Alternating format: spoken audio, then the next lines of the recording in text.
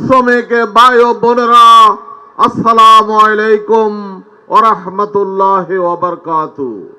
প্রিয় শ্রমিক ভাই ও বন্ধুগণ, আজকের আন্তর্জাতিক শ্রমিক দিবস উপলক্ষে আপনাদেরকে জানাই আন্তরিক শুভেচ্ছা এবং অভিনন্দন। বাংলাদেশের উন্নয়ন অগ্রগতিতে প্রতিটি ক্ষেত্রে, প্রতিটি সেক্টরে শ্রমিকের হাতের ছোঁয়া রয়েছে।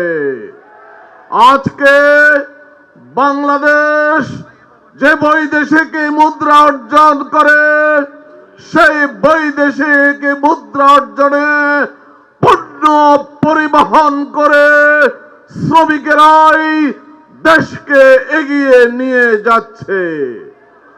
বাংলাদেশের যত আন্দোলনের সংগ্রাম, সকল আন্দোলনের সংগ্রামে শ্রমিকদের অবদান অনস্বীকার্য।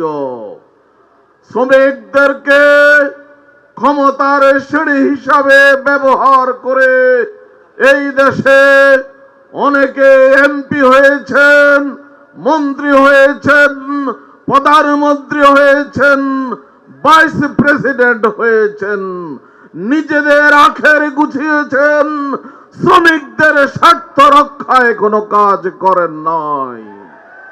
আমার যে শ্রমিক ঔষধ কারখানায় কাজে করতে করতে জীবন শেষ করে দিয়েছে, যখন হাসপাতালের বেডে মৃত্যু যন্ত্রণায় কাতরায়, তখন টাকার অভাবে ঔষধ কিনে খেতে পারে না। এইভাবে শ্রমিকদেরকে অবমূল্যায়ন করা হচ্ছে। আমরা দাবি জানাতে চাই, শ্রমিকদের ন্যায্য অধিকার ফিরে দিতে হবে।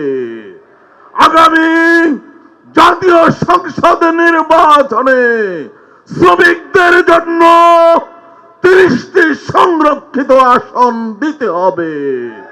রাষ্ট্র পরিচালনায় শ্রমিকদেরকে অংশীদারিত্ব দিতে হবে।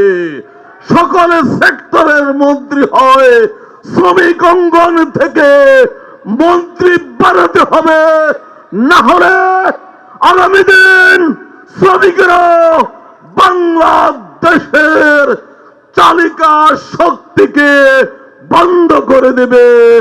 শ্রমিকদের দাবি মেনে নেওয়ার জন্য উদাত্ত আহ্বান জানিয়ে আমার বক্তব্য শেষ করছি। আল্লাহ হাফেজ। বাংলাদেশ জিন্দাবাদ।